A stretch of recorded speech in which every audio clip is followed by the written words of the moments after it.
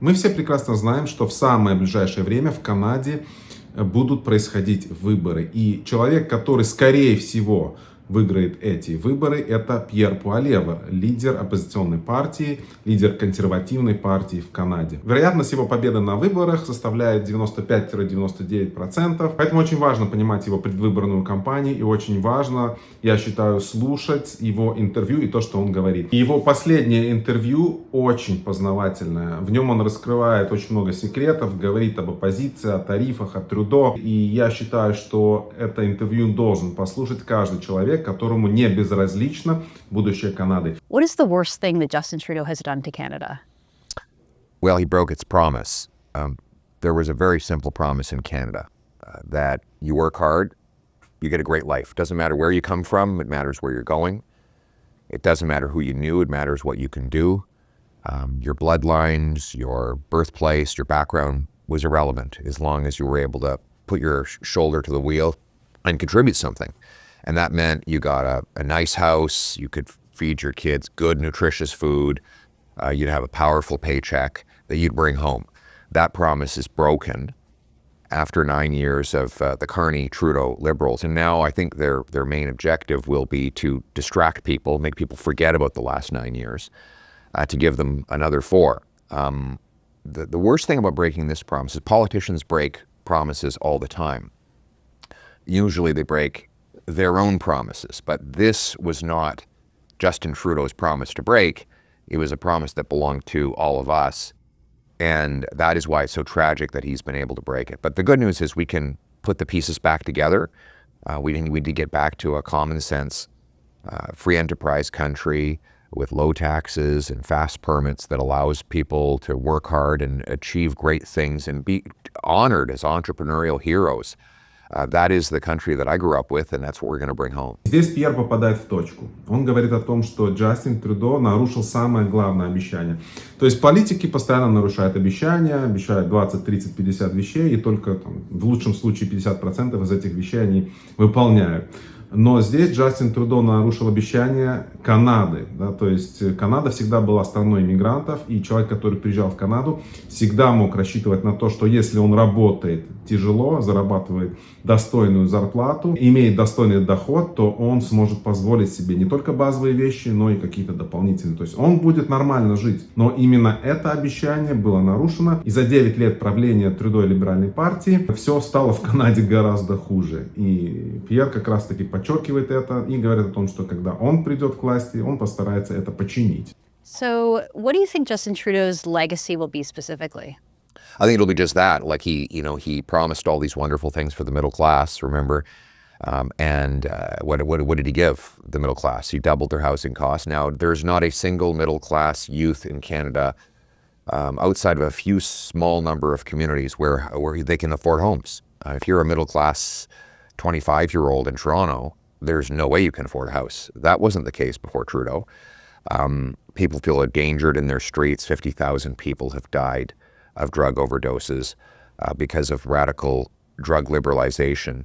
And that is the consequence of decisions made by government. The good news is, because they're all self-inflicted problems, we know how to fix them. We need to reverse the decisions that caused the problems in the first place. And we can do that. Здесь Пьер подчеркивает, что молодежь в Канаде, по большому счету, не может позволить себе купить жилье. Вот жилищный вопрос, жилищный кризис – это важная тема. Одна из тех тем, о которой нужно говорить, и о которой Пьер говорит очень много. У него есть также план, как починить то, что сломано сейчас. Это является одной из тех вещей, которую оставит после себя Джастин Трюдо и его правительство. So you were one of the first people that I heard, and definitely the loudest voice, warning about what you called just inflation or the consequences of printing money. Yes. You came on my podcast back in 2021 and warned about it. So tell me, Pierre, how did you predict that was going to happen, and walk us through what exactly did happen with the printing of money? Well, it's a very simple mathematical problem that we've known about for millennia, and it's the correlation between the growth in the money supply as a share of GDP and the cost of things. And if you look at Milton Friedman's amazing tomb, it's like a big brick of the monetary history of the United States. He puts in graphs of countries around the world, and he can show like a near perfect correlation between the growth in the money supply per unit of economic output and the inflation rate. And so what happens is you have the same number of goods and services, but more money chasing those goods and services, you get inflation. So what I saw happening in 2020, 2021, 2022 was that the central bank was buying government debt and effectively creating additional cash. And the result was that our money supply grew by about $500 billion, or about 30%, during which time the real output of our economy actually declined. So you had a lot more money buying a lot less goods. And it stood to reason that that was going to result in inflation. All the central bankers, including Mark Carney, said, oh no, that's just simple thinking. Money printing doesn't cause inflation. Well, of course it did. And then we spent the last 2 years, our working class people spent the last 2 years suffering with this affliction. So the inflation is actually just the symptom. The real disease is overspending. Governments don't print money for fun. They print it so they can spend it. It's the sneakiest way to raise taxes without actually holding a vote. It'd be like, raising the GST 3 or 4 points. You'd get thrown out of office for that. But if you just tell the central bank to do a bunch of backroom hocus pocus that no one can understand, call it quantitative easing, you can sneak it under the radar. And that's what they did. And so what I'm saying is stop the spending that's driving the money printing. You need to cut bureaucracy, cut the consultants, cut foreign aid, cut back on corporate welfare, these checks we give corporations when they should be raising their own money through free enterprise. And then you don't have to print money, and you can protect the purchasing power of your dollar. Пьер был тот самый человек, который придумал термин just inflation, то есть Джастин Трюдо и инфляция, соединил эти два понятия вместе. Потому что именно благодаря правительству Трюдо и именно благодаря печатанию, безумному печатанию денег, мы получили инфляцию, даже гиперинфляцию. И в свою очередь уже Банк Канады потом должен был вмешаться, взвинтить процентную ставку для того, чтобы понизить инфляцию тем или иным образом. И вот именно об этом Пьер и говорит, что вот это безумное и безрассудное печатание денег привело к инфляции, и после чего мы имеем то, что мы имеем сейчас. We knew that this was going to happen. You were warning about it, and yet governments all over the world did it because everybody did it. There's inflation everywhere, and the Liberal government and Justin Trudeau can say it's a global phenomenon. Right. It has nothing to do with Canada. You got into some heat at the time by the legacy media for saying that you would fire the governor of the Bank of Canada, Tiff Macklin. Is that still your position, or what else would you do to get money under control? Well, there's a lot of things we need to do. First of all, let's start with this notion that it was a global phenomenon.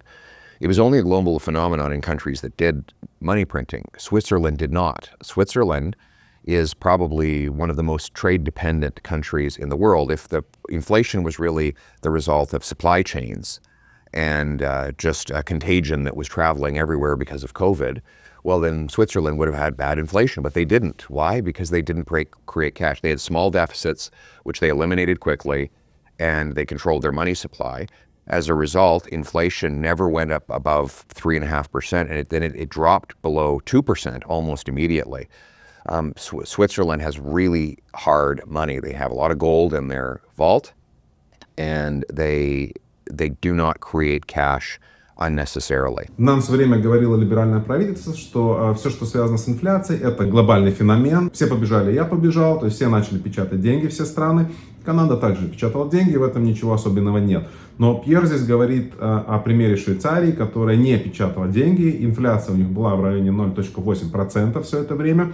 Поэтому он опровергает этот факт, что нужно было в любом случае гарантированно печатать деньги. Можно было бы предпринять что-то другое. Эту проблему можно было предотвратить, если бы правительство беспорядочно не печатало деньги.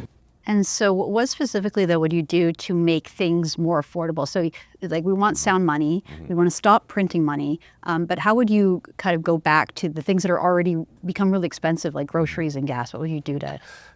Well, first of all, I think we need to get back to a monetary policy where the Bank of Canada does one thing, which is preserve purchasing power through price stability, not creating cash for governments to spend. Taxes are also a problem. We have these carbon taxes that go on fuel, which are then passed on through truckers to everything that you buy.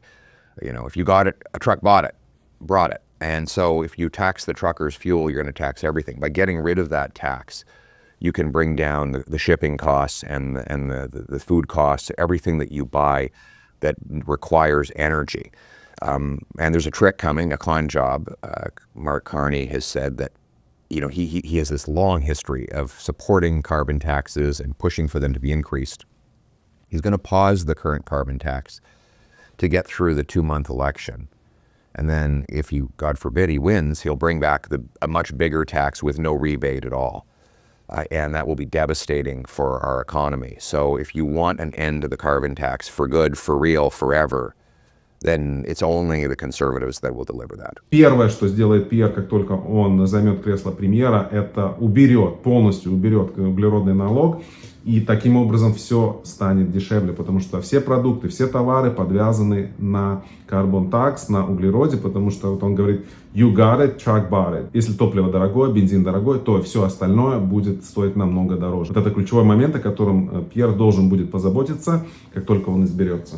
So there's a funny clip of you, Pierre, sort of in the House of Commons with Justin Trudeau, and he was sort of bragging that his Liberal government had won 3 straight elections on the issue of the carbon tax. He said, if you're so confident, why don't you have a 4th?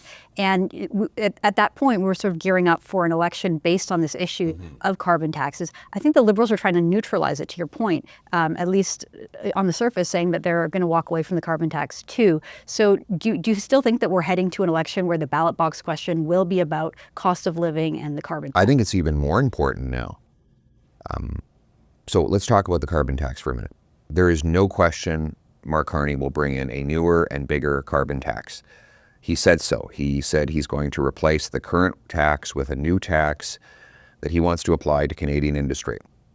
And when he was asked on CTV the other day, what if, for example, a steel company passes the price on to consumers? He said, well, when was the last time you needed steel for anything? You need steel for everything. I mean, this building is held up by steel.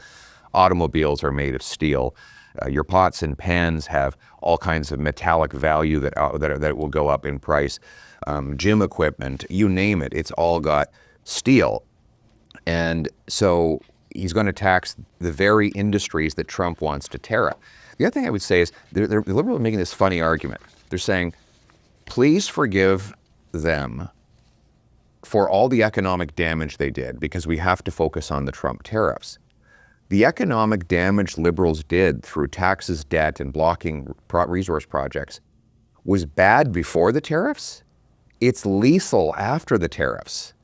The fact that we're facing threats of these unjustified tariffs now is another reason we can't afford to take a risk on the radical tax and spend Carney-Trudeau Liberal policies that failed over the last 9 years. Мы на этом канале много говорили о том, как либералы сейчас переобуваются. Если раньше они полностью были за то, чтобы продолжать с углеродным налогом, ни в коем случае его не урезать. Говорили о том, что большинство семей в Канаде получают больше возврата, больше денег в карманы. Если мы уберем налог, то вы потеряете. И в последнее время, то есть они поняли, что это провальная политика. Марк Карни и другие кандидаты, они сейчас говорят о том, что они уберут carbon tax. И ведущая здесь правильно замечает, что либералы переобулись и убирают carbon tax. И спрашивает Пьера сейчас, насколько важен вообще carbon tax на фоне вот тарифов Трампа. На что Пьер отвечает, что, во-первых, он единственный человек, который действительно уберет углеродный налог, а либералы уберут на время, для того, чтобы переизбраться, потом опять ведут либо carbon tax, либо что-то похожее. И второе, о чем он говорит, это то, что сейчас как никогда важно именно сосредоточиться на том, чтобы уменьшить все эти налоги, включая в первую очередь углеродный налог. Okay, because you mentioned tariffs, I'm going to ask you this question.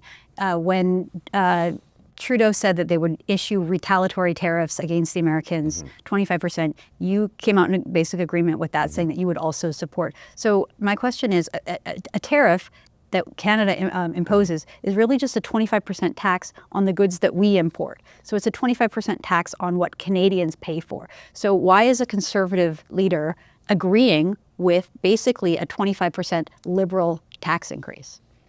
Well, I don't agree with any Liberal tax increase of any kind ever. But I do believe that if a foreign government attacks Canadian industry, that we have to retaliate. That is the only tool we have to deter. These tariff threats from the United States are utterly unjustified. There is no justification for what President Trump is threatening on Canada. They have their grievances about border and military. We have grievances with them about softwood lumber and Buy America. That doesn't justify a trade war.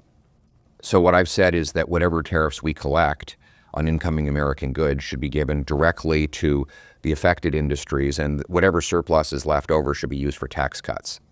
That would mitigate and try to neutralize the cost that Canadians would face from paying tariffs on incoming products. There's no question tariffs are taxes. That's why they're bad.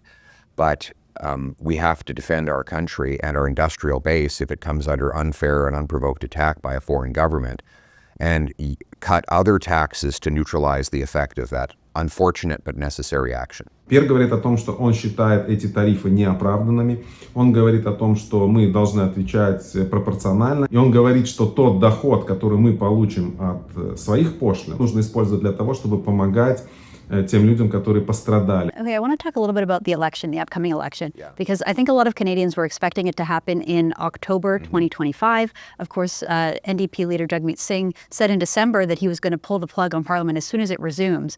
But here we are in this precarious situation where Parliament's been prorogued. We don't know who the next Prime Minister will be, presumably Mark Carney, but possibly Chrystia Freeland. So I guess I just want to know, when do you think the election will be, and are you ready for an election? We are ready. I think it will happen quickly. I think Mr. Carney wants to avoid scrutiny. He wants to run during a honeymoon, and the legacy media to protect him from any kind of tough questions or scrutiny, whether it is about the advice he gave Trudeau that tanked our economy over the last 5 years, whether it is about him moving his company headquarters to New York only a few months ago, when that's exactly what President Trump wants. Whether it's about him opposing Canadian pipelines while buying pipelines in the Middle East, or opposing Canadian energy while investing in American coal. Those are all highly hypocritical things that Mark Carney does not want explored. And so I think he'll want a quick election to avoid any scrutiny. I think it is important we do get a quick election, but let's not mistake the real reason why Carney wants that. It is to avoid any scrutiny, and to have the Liberal establishment, the Liberal media, basically rubber stamp him as Prime Minister so that he can go on carrying out the same policies that have destroyed our economy, doubled our debt and housing costs after 9 years of the Liberals. Марк Карни, как только переизберется, сразу же объявит следующую дату выборов, потому что он не хочет, чтобы канадцы его внимательно изучали и поняли, что он и кто он. Есть определенный подъем в вопросах для либеральной партии, это в принципе понятно, потому что новый лидер, Джастин Трюдо, ушел, Трюдо все ненавидели, сейчас какое-то новое лицо, и больше либералов, которые там перешли, может быть, в НДП или, может быть, даже голосовали за консерваторов на фоне Джастина. Сейчас они возвращаются, чтобы голосовать обратно за либеральную партию. Поэтому этот момент Марк Карни никак не упустит. Well, I'm glad you brought up immigration. So you recently announced that people who are participating in those rallies, people who engage in violence and hate crimes, will lose their status. If they're here temporarily on a student visa or temporary visa, you would suspend the visa and deport them. So can you walk us through what that would look like? Well, it's very simple. If you break our laws when you're here as a visitor, we kick you out. I don't know how anybody can disagree with that. If someone shows up in our country claiming to be a student or a temporary worker and they start firebombing coffee shops, bakeries, synagogues, or any other place, then they need to be immediately arrested and they need to be deported. If someone is obviously a citizen, they should be prosecuted through our legal system and put in prison here in Canada for those sorts of crimes. But there's no excuse for keeping people in this country who are visitors here on a temporary visa or permit if they're breaking our laws. What about people who are here illegally? What about people who have entered the country illegally or who have come to the country, applied for asylum claim, had that rejected, but remain in Canada? Would you deport those people? Yes, I mean that's supposed to be the policy right now. I mean, if someone comes in, makes a false asylum claim, it gets rejected, they're supposed to leave today. Okay, one more question on immigration. So Justin Trudeau and his government dramatically increased the number of legal permanent residents to Canada. So I think that average during the Harper years was about 250,000. 2025, we're up to 500,000. I think that there's, well, even Justin Trudeau himself admitted that they let in too many people too fast, and it had a wonky impact on housing market and everything else. Yes. What is your position on the right number in terms of the levels for permanent residency? It would be a lot more like the Harper era numbers that were the same basically for 40 years before Trudeau took office. We were bringing in about 200,000, 250,000 a year in citizens, and we were more than able to house those numbers because we were building about the same number of homes as we were adding people. So we had a housing surplus at the time. What I would do is bring in a simple mathematical formula that says we cannot bring in people faster than we add houses. And you basically take home building in the prior year to set the population growth numbers in the next year. And you guarantee, in fact, I would actually make sure that we're building surpluses of housing into each of the next 4 years, because that's how we close the gap that is built up under Trudeau. Пьер говорит о том, что он будет использовать очень простую формулу. Сколько построено домов, столько же иммигрантов должно приехать в Канаду. По-моему, это логично. 200-250 тысяч домов строилось до Трюдо в Канаде в год. И это столько же, сколько и приезжало иммигрантов. 200-250 тысяч. Да, сейчас нам нужно будет этот разрыв сократить, потому что строилось очень мало, а приезжало очень много. Поэтому Пьер говорит, что вот первые 4 года нужно будет больше строить. Но после этого будет приезжать 200-250 тысяч, и столько же единиц жилья будет построено. One of the remarkable things in a negative way that's happened recently is just the level of crime, specifically in the city of Toronto. Like, I can't tell you how many times, like, it's shocking to me that there are carjackings in Canada where gunned people will come and force you out of your car, even sometimes when there's kids in the car. Or so many people I talk to in Toronto are really worried about home invasions, people breaking into their house in the middle of the night. You had a police representative tell Canadians to just leave their keys near the front door, so if someone broke in, the thief could just take the car and they wouldn't bother you in the house. Like, what's happened in Canada? Like, how is this the case? What would you do to make Canadians feel safer and to get rid of a lot of this really heinous crime that's happening in Canada? Well, these people have to go to jail. Like, the problem is right now, if you do a carjacking, you get arrested, you'll be back out on the street in a couple of hours. And Canadian police officers tell me they arrest the same offender often 3 times in the same day. And why? He's released on bail. The officer's not even done doing the paperwork on the arrest, and the offender's already back out on the street doing a new offense. So the good news is we actually don't have a lot of criminals in Canada. The bad news is they're extremely productive. They do a phenomenal amount of crime. You need to make it so that repeat offenders are ineligible for bail once they're arrested again. And that would automatically take, like the 40 offenders in Vancouver got arrested 6,000 times. So imagine if they just stayed in jail. You'd have 6,000 fewer crimes. It's a very simple cause and effect. So jail, not bail, is one of our principles. Либеральное правительство придерживалось политики catch and release, то есть поймал, отпусти. И многие преступники, которые нарушают закон, они знают, что если их сейчас поймают, то их сразу же потом отпустят. Потом они совершали дополнительные преступления, опять их ловили, опять их отпускали, и так несколько раз. И Пьер как раз-таки собирается с этим бороться. Он говорит о том, что если человек, который находится в Канаде на временном статусе, нарушил закон, он должен быть сразу же депортирован из Канады. Если вы хотите посмотреть полностью интервью Пьера, я оставлю ссылку в описании, можете перейти и посмотреть. Друзья, спасибо за внимание, делитесь этим видео, а мы увидимся в следующий раз.